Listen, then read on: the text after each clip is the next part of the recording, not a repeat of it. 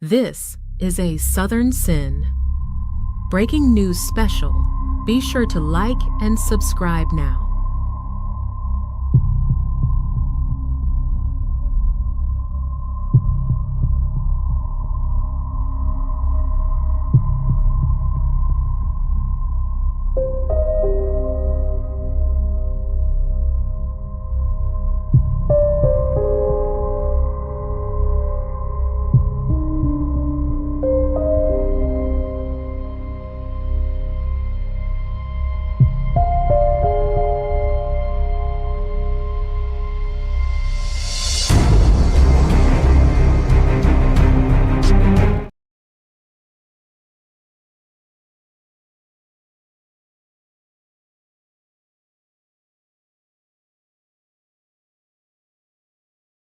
Teenager Sarah Grace Patrick went public on social media after her mother and stepfather were shot and killed in their own home.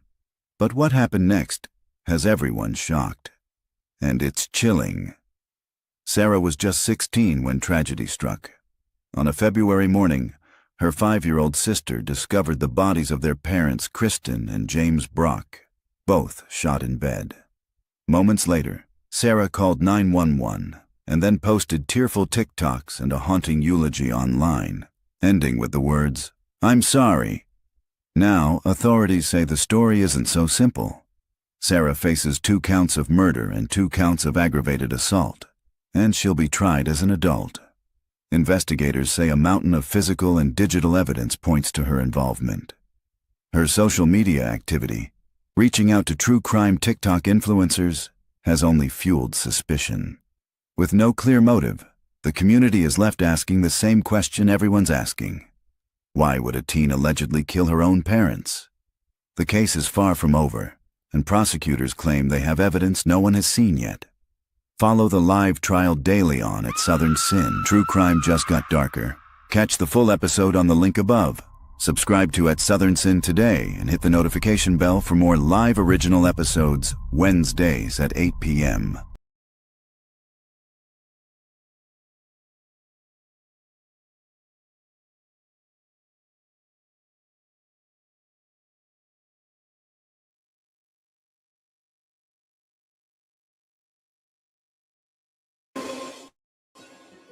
Sarah Grace Patrick, age 17, is charged with the February 20th, 2025 murders of her mother, Kristin Brock, and her stepfather, James Brock, in their Carroll County, Georgia home. Their bodies were discovered in bed by her younger sister shortly after Sarah called 911.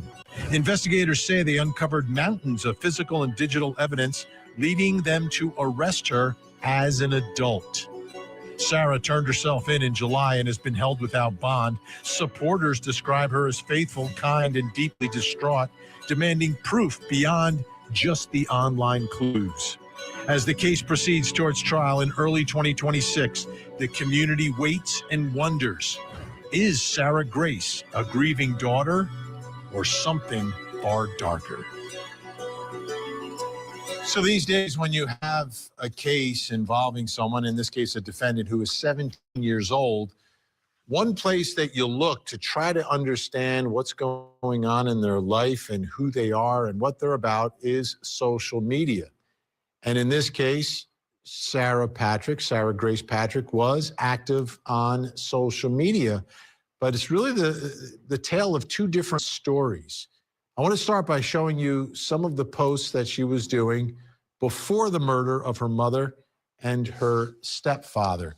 We begin on Instagram, and we take a look at this one with the caption, "Working on myself," the lips emoji. And this is one of those glamour shots, right? Very, very common. Young men and young women posting them all the time. They get a lot of attention from it. You use some filters. You end up looking a little different, a little bit older than you actually are in this photo, if you've seen her in court. But that was one post. Here's the second post. Again, these are all before the murders. Mind over matter. Mind over matter. And again, somewhat glamorous, but here you have a little bit more of a casual type of pose inside a vehicle. Here's another one. can't be bothered.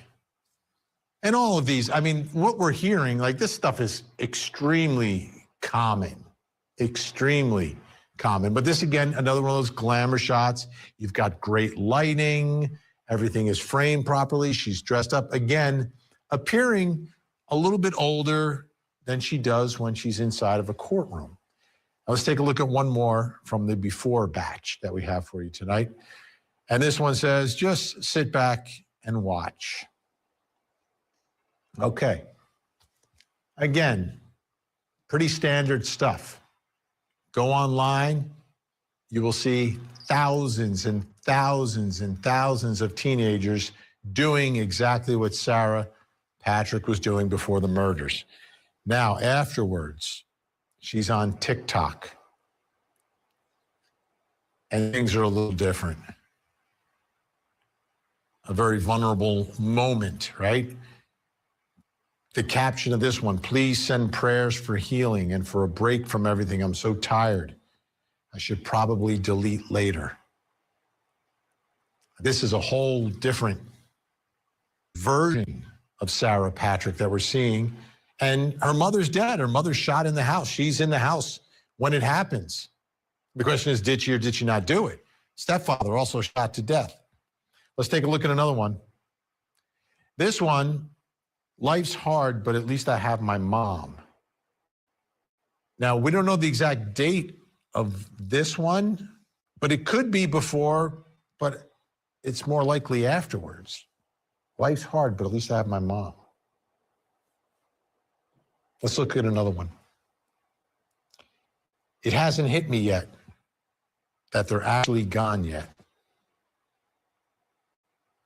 It's grieving, but again, you know, not every teenager has a situation like this, but again, go online, you will see teenagers do this, be very public with their emotions and what they're thinking. Let's take a look at the next one. This one, I know how it feels to have people saying the worst lies about you at your worst. And obviously this is after the murders, and there are rumblings, and there are, you know, rumors and people pointing fingers. And let's go to the last one from TikTok that we have. A caption on another TikTok, I'll never forget her last time speaking to me. She came in my room when I was in bed watching a show, and she told me good night in a deep voice, acting silly. I should have hugged her. So these are some of the after posts that Sarah Patrick put up there. Now, what else do we know about Sarah Patrick? Take a look at this, folks. This is from a motion filed by Sarah Grace Patrick's attorney. A motion in limine. Motion in limine is, we don't want this information in front of the jury. What do they not want in front of the jury? All comments relating to the defendant texting or having sex with other guys, or any reference to the defendant's alleged sexual behavior or promiscuity. All videos, posts, or pictures depicting or alluding to the sexual behavior of the defendant. All comments relating to the defendant's illicit drug use or hiding of drugs or drug paraphernalia. This is what the defense wants to keep out. So it seems that they are perhaps conceding that some of this evidence exists, right? You don't file a motion to preclude stuff if it doesn't exist. You usually don't.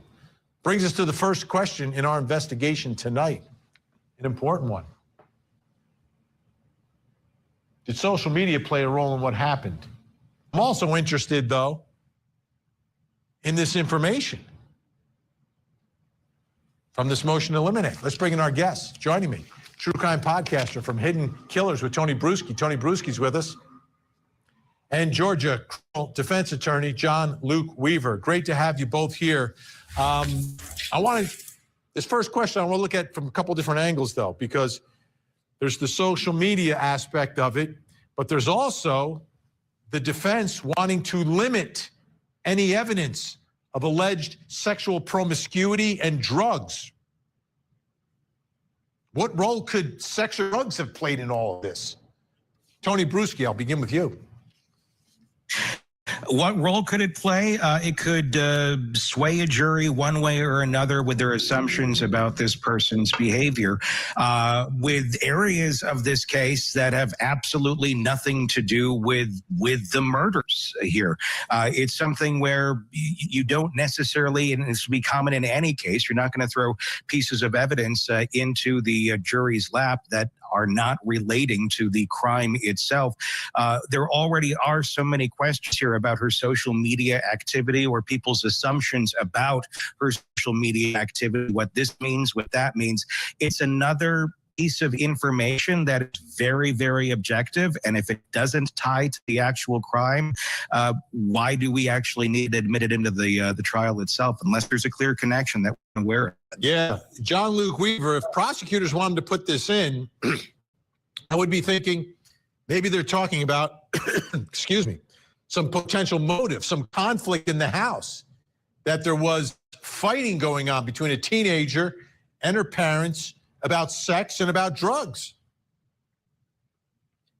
Absolutely, Vinny. I believe that there must be some evidence within the text messages between parents and her involving you cannot continue to have boys in the house, or you cannot continue to vape or do drugs. And that leads to the kind of controversy that potentially spilled over into murder. Yeah, Tony, because we've all from the beginning with these allegations, why would she do this? All right, she's a teenager. Sometimes there's conflicts. Could the conflicts potentially be about sex and drugs, at least from the prosecution's perspective? The defense perspective is like, she didn't do it, so there is no motive to even talk about it. Yeah. Well, what the problem is, we just don't know what the prosecution's case is on this. We have a mountain of evidence. We're not going to tell you what any of that is. We're just going to be kind of skirting around here and maybe this, maybe that, but we're not going to say anything.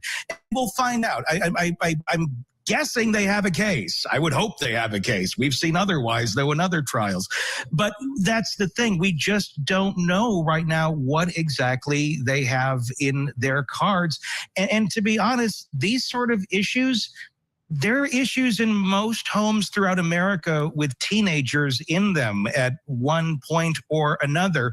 And most of the time, it doesn't lead to murder. These aren't really serious, oh my goodness, the next step is they're going to be offing their family issues. Yeah. John, you know these jurors down in Georgia, right? Will they want to hear a story about why she did it, even though, as we all know, we say it all the time on court TV, motive, not an element of the crime. Prosecutors don't have to prove it. But in a case where you are alleging that a teenager blows away with a gun her mother, her own mother, in her own house, along with her stepfather, is the jury going to want to hear a story about why she may have done this? I think they are, Vinny. If I had to flip to the other side and prosecute this case, I would try to bring in every bit of evidence that I could, maybe file 404B motions to bring in all of these issues that was potentially going on in this family. Again, we don't know because this mountain of evidence so-called out there has not been revealed. But every bit that I could, issues of her being on drugs, I understand that maybe even the parents were on drugs at one point, and this tumultuous nature that somehow led to Sarah Grace snapping.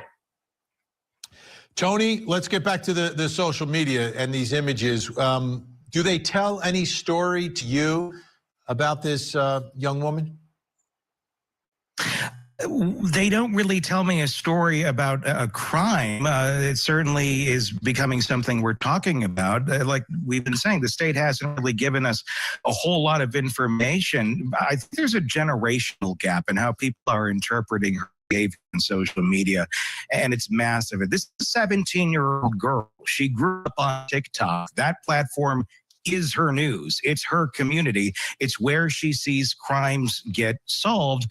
So her mother gets murdered. The case isn't moving. There's no arrest. There's no answers. What does she do? She goes where the audience is. She reaches out to true crime creators to try and get some coverage. And somehow that's suspicious because she believes it will get views. I'm just not following that line of thinking. 20 years ago, if a family felt like their case wasn't getting attention, they'd call a local TV station. They'd go to the radio station. They might fax you, Vinny. This is just their mode of communication today.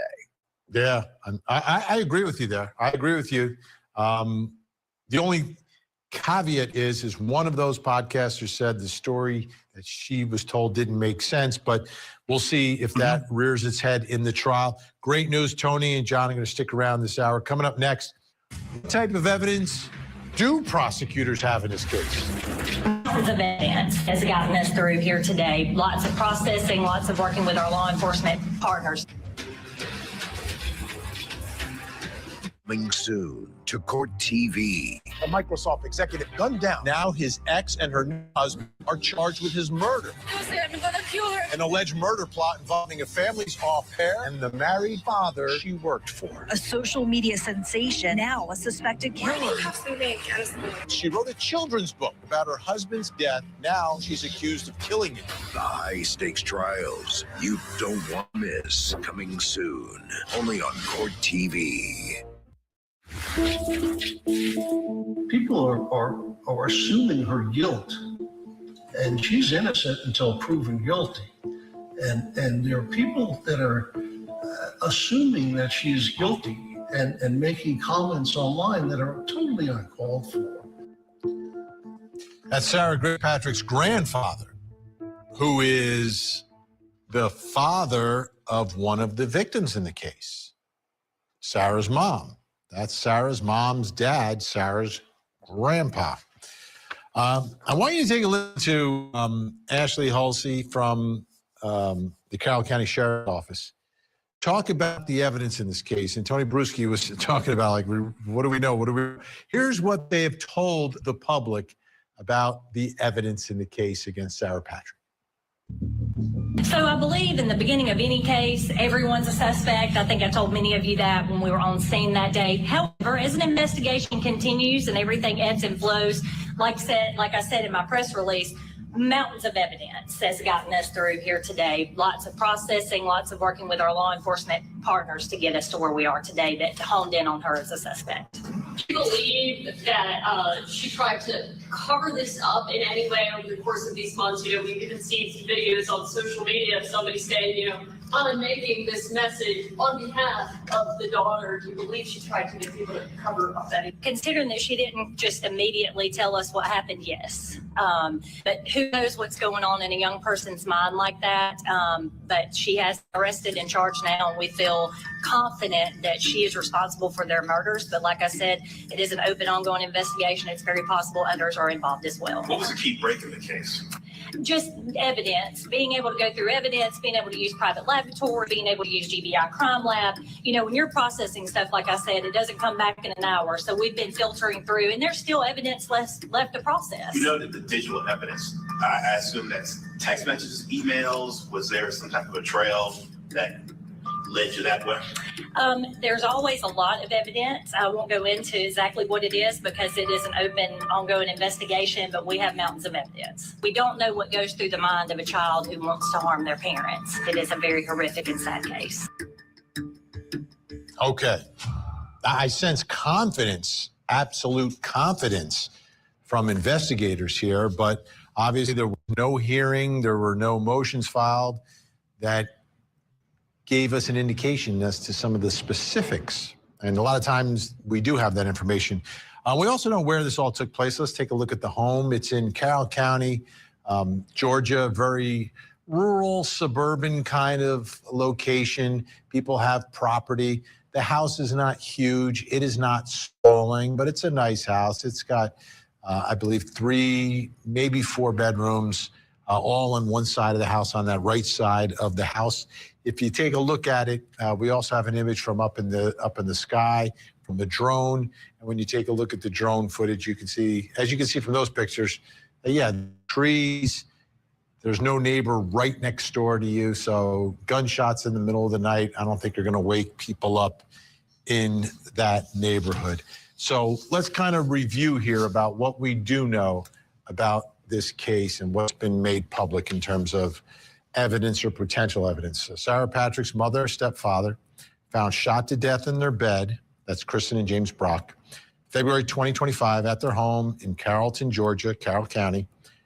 Sarah Patrick's 6-year-old sister is the one who discovered the bodies. Sarah called 911 herself, but she was not arrested until July, 5 months later. 5 months it takes to build the case. Investigators say her digital footprint is of interest.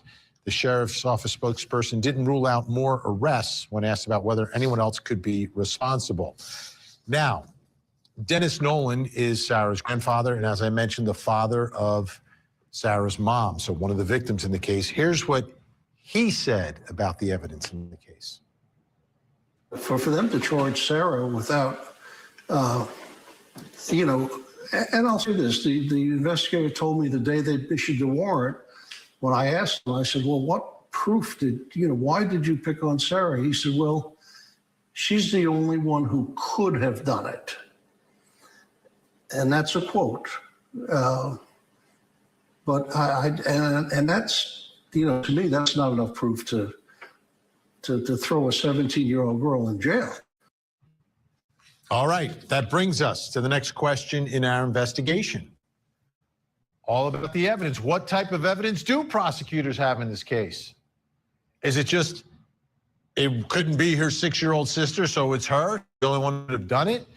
Do they have the forensics? Is this a DNA? I don't think they have a murder weapon. Let's bring in our guest. Joining me, retired police commander, author, and host of the podcast Profiling Evil, Mike King is with us, and still with us, Georgia criminal defense attorney John Luke Weaver. All right, Mike, a lot of confidence I sense.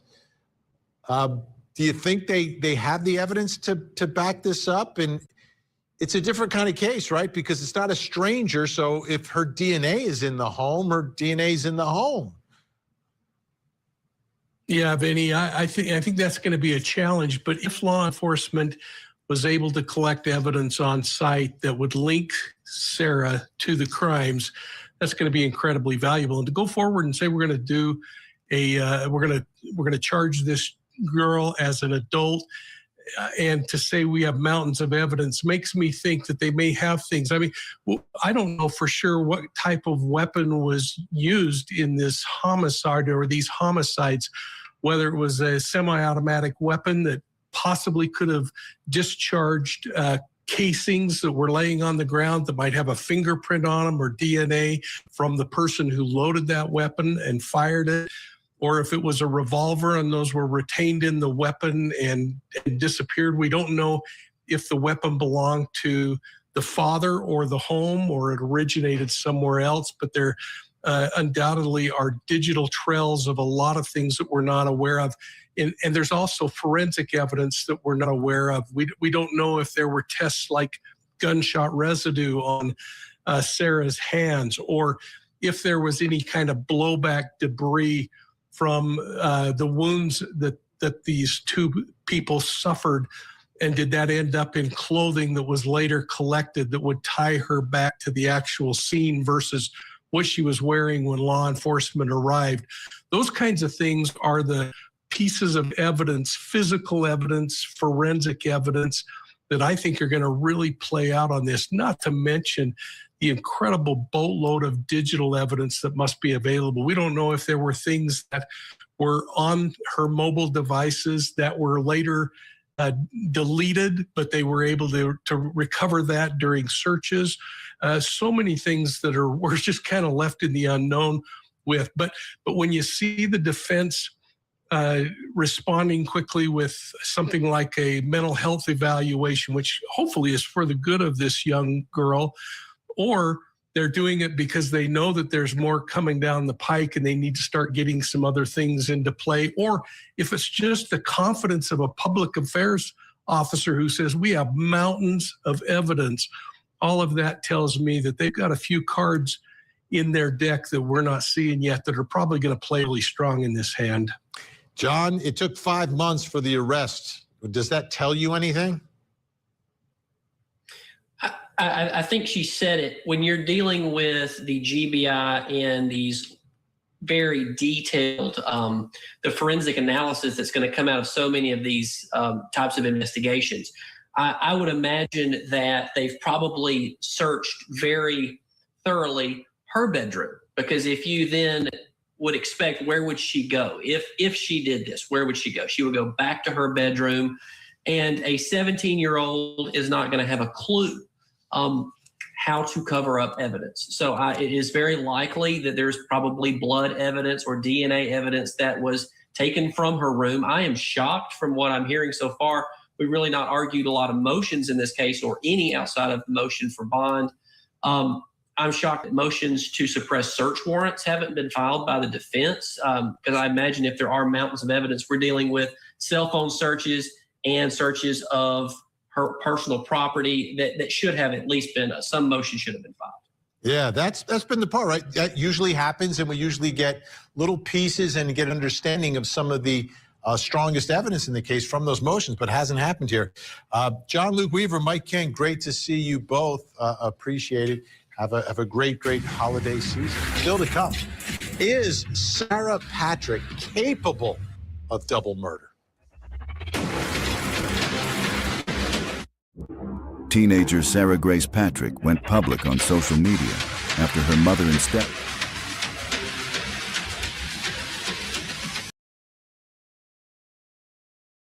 Teenager Sarah Grace Patrick went public on social media after her mother and stepfather were shot and killed in their own home. But what happened next has everyone shocked, and it's chilling. Sarah was just 16 when tragedy struck.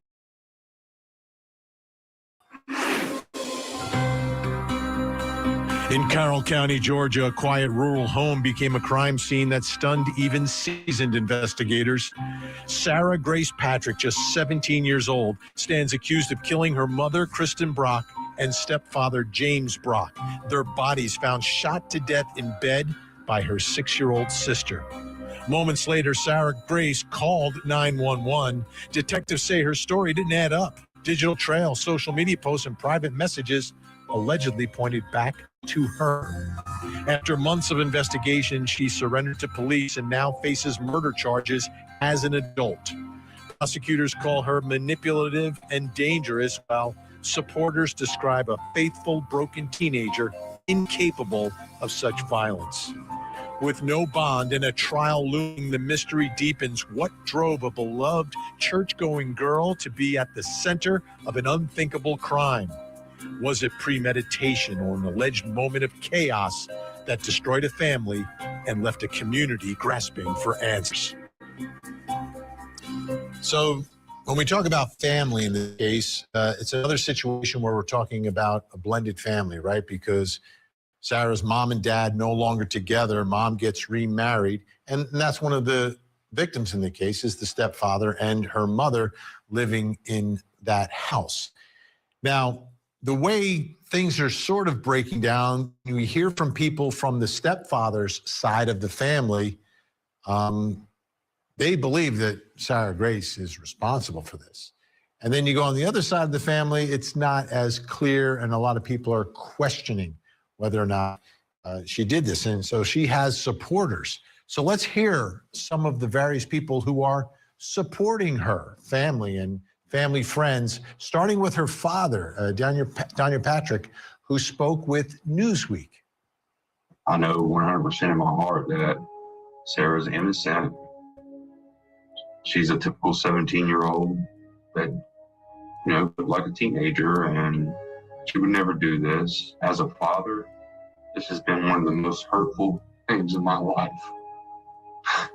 I'm sorry, but it's just hard, you know. There was nothing, you know, DJ, her father he's a good person, and he and Kristin got along very well. And you know, they had their disagreements, but they had been divorced for so long that they got along quite well, and they were cooperative, and Sarah would go visit him at times. You know, they had their disagreements like any teenage daughter would have with a mother. But Sarah was a good kid. I mean, she really was. I'm just in total shock. I mean, because she, you know, first of all, the length of time that's passed and the fact that they arrested her without any evidence that I know of. Everything seems circumstantial, and I think they were just desperate to arrest someone and to try and, because the case was open for months. A lot of investigation. I know they tried hard to find the murder weapon. They tried hard to find who was involved. They investigated a lot of people. You take a 100-pound girl and you hand her a 9mm pistol and you ask her to fire it, who doesn't have a lot of, I mean, I don't know if Sarah had ever shot a gun before. I mean, you know, she was here, and whenever we shot guns, they were rifles. I never saw her shoot a pistol, but I just can't imagine, you know, the accuracy that gun had in her hands. It just, I don't think it could happen. You're watching at Southern Sin. She began to open up to me about her past and experiences with Kristin and James. We'll be right back. One thing she said that has always stayed with me was, no matter what they've done, I will always forgive them and love them, because deep down, I know that's not who they truly are. The statement showed the depth of Sarah's heart. My name is Ben Bonner, and I serve as lead pastor at Catalyst Church in Carrollton, Georgia. She has continued to attend services regularly. She and her family often travel over an hour just to be with us. This brings us to the next question in our investigation. Is Sarah Patrick capable of double murder? And you can add the words cold-blooded there, right? Someone's sleeping. That's cold-blooded double murder. Still with me, true crime podcaster from Hidden Killers with Tony Bruschi. It's Tony Bruschi. And joining me, Georgia criminal defense attorney Ryan Brown. All right, Tony, what are your thoughts? I mean, you cover so many of these stories and these cases, and now we're getting a little bit of a profile of Sarah Grace Patrick. What are your thoughts? Well, I mean, is anyone capable of pulling a trigger, even a smaller female? Of course they are. The real question is it likely? Is it probable? Is there a track record here? And from what we publicly know right now, still waiting on mountains of evidence. I believe there might be something in there that they keep talking about, but won't actually show us as of right now.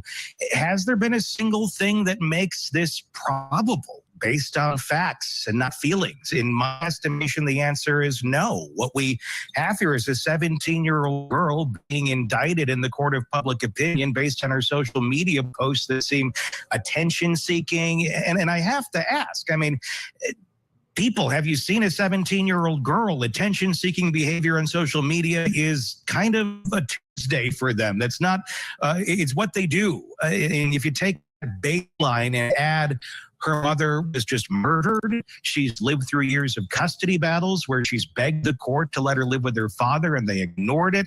She told police at 11 years old she felt unsafe in the home. She watched her mother allegedly try to over her stepfather with a car and then watch them get married anyway. You're not get a girl acting normal after that. But here's my question. What is normal? How is she supposed to act after all of this? What's the right amount of crying, the right amount of TikToks, the right length of eulogy? Because apparently she got it wrong, and now that's evidence. Ryan, what are your thoughts here? Because, you look at the mugshot, you look at her appearance inside the courtroom. She looks younger than she actually is. And I think that's a question the jury may have, is she really capable of double murder? What are your thoughts? Yeah, I think that, as the question's framed, is she capable of double murder? I frankly think that's going to be a stretch for the prosecutors. Now, that doesn't mean that she didn't pull the trigger, right? We don't know if she did or not, but we do have information that leads to the fact that maybe she did feel unsafe in this home. Maybe there was something going on in the home. Maybe there was something where the defense is going to be looking at this as hey, she did pull the trigger, but this was some sort of justification, whether she was protecting herself or her little sister or whatever it may be. Maybe she did pull the trigger, but maybe it wasn't murder. Yeah. Tony, what were your thoughts when you saw the mugshot, when you initially saw the mugshot? I was curious because she looks nothing like the TikTok photos. Like, is this the same person? Obviously, it is. But I mean, that just shows, just how different realities can be in lives of teens. They're trying to project themselves one way online to their followers, to their friends, and then in real life, she's a young girl with her whole life ahead of her. And I mean, if you were just to look at her and go, did you commit double homicide? I don't think many people would be checking the yes box on that, but images can be deceiving. Ryan, one of the things that the defense wants to keep out, and we've been talking about this tonight, are allegations of illicit drug use, many sexual partners, promiscuity on the part of this defendant, this 17-year-old. What are your thoughts about that type of information? If in fact it gets in front of the jury, does that change their perception of this freckle-faced accused double killer? Yeah, I think that, any attempt by the state to use evidence like that really reflects on probably weaknesses in their case, right? When we see prosecutors try to turn it into a character battle where they just want to smear this person and make the jury not like them. That's really a risky strategy for the state because if you look towards appeal or something like that, the appellate courts can look harshly on the state for trying to introduce that type of character evidence. So a lot of times, if the state has a very strong case, as they claim to have in the press, at least we haven't really seen it yet as far as I've seen, that is telling to me as far as maybe the strength of their case. So, hey, they're taking this position where we're just going to try to make the jury just not like her and make her look like some sort of bad person because she's a teenager who's done, smoked some pot and has done whatever else that frankly is not relevant whatsoever to whether she committed murder or not. Now, if they've got some smoking gun that ties the drug use or something into a motive, then I see that coming in. I see it being appropriate.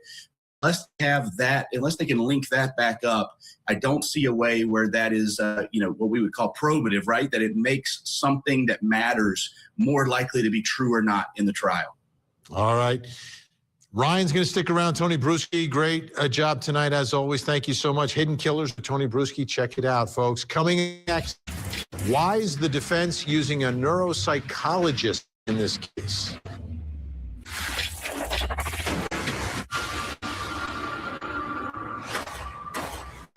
I'm going to ask you a lot of intensely personal questions. Teenager Sarah Grace Patrick went public on social media after her mother and stepfather were shot and killed in their own home. But what happened next has everyone shocked. And it's chilling. Sarah was just 16 when tragedy struck. On a February morning, her 5-year-old sister discovered the bodies of their parents, Kristin and James Brock, both shot in bed. Moments later, Sarah called 911 and then posted tearful TikToks and a haunting eulogy online, ending with the words, What kind of person she really was? I mean, I'm her grandfather. She and I were very close. And she was a wonderful little girl. Sarah Patrick, her grandfather, is convinced. And his daughter is the victim in all of this, one of the two victims. So his opinion does have some meaning here. Take a look. In a recent hearing, Sarah Patrick in court, the defense said that they're waiting on a report from a neuropsychologist that they hired. A neuropsychologist.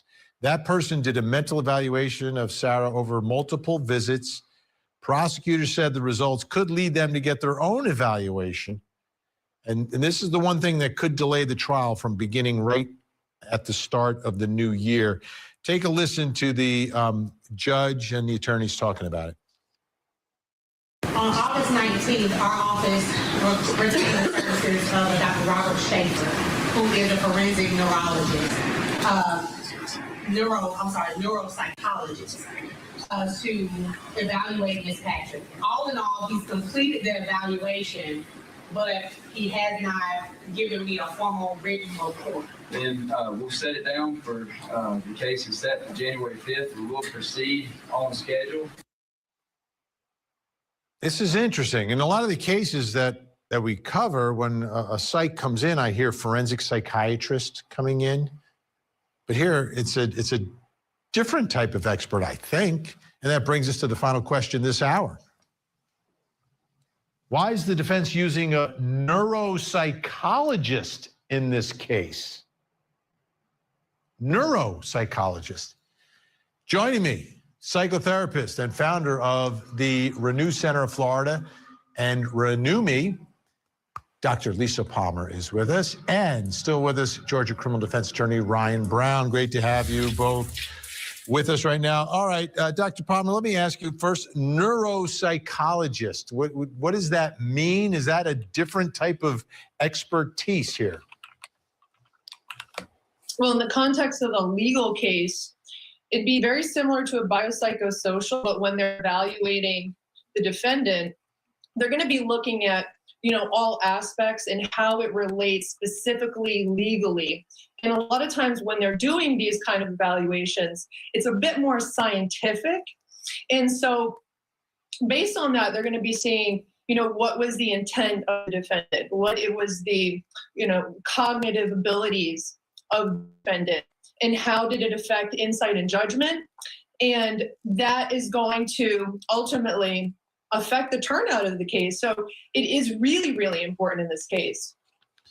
All right, Ryan Brown, what are your thoughts here about the defense getting this neuropsychologist as an expert? What does it tell you? Why are they doing this? Yeah, there's a couple of things. One, this court, and I practice in this court all the time. This is in my backyard. This judge particularly is going to keep a tight schedule. So the defense definitely had to get ahead of things. And, this is honestly on the quicker end of how quickly you would have an expert in a case probably being able to evaluate someone. But when we're dealing with someone at this age, and where there is at least some hints that there may be evidence of some sort of traumatic or at least a couple, if not more, traumatic events in the past, whether it be witnessing any domestic issues or things that she's been through. We're looking at someone whose age, the brain is not completely developed.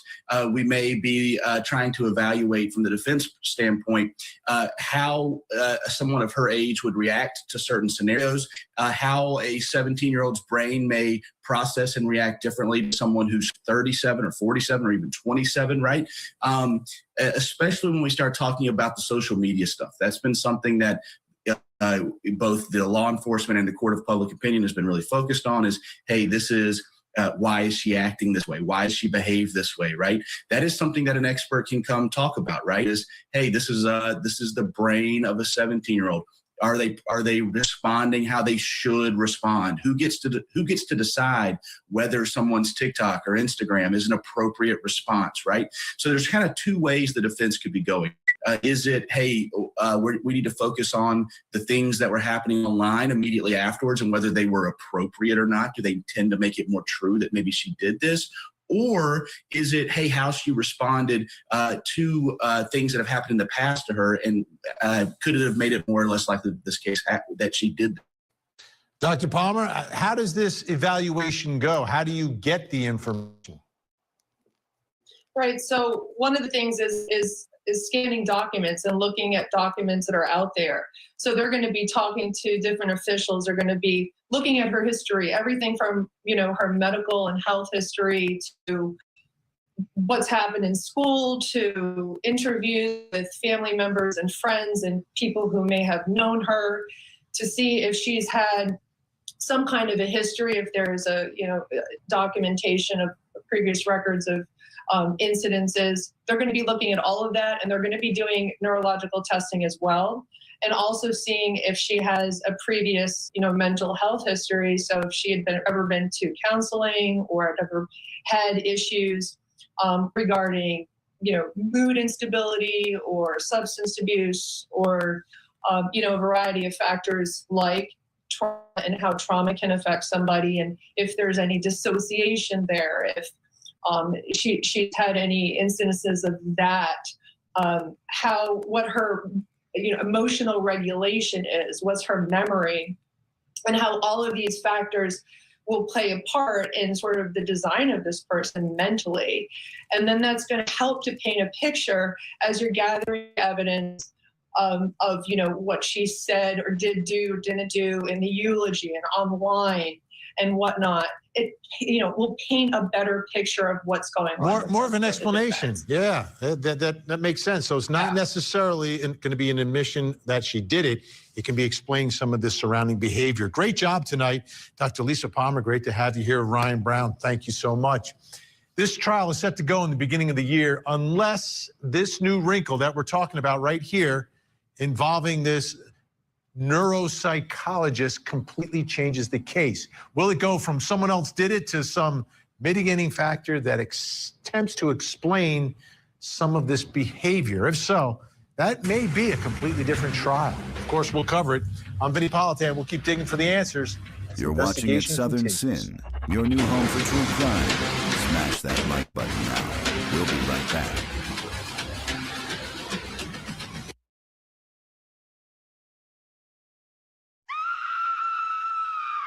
True crime just got darker. Catch the full episode on the link above. Subscribe to At Southern Sin today and hit the notification bell for more live original episodes Wednesdays at 8 p.m.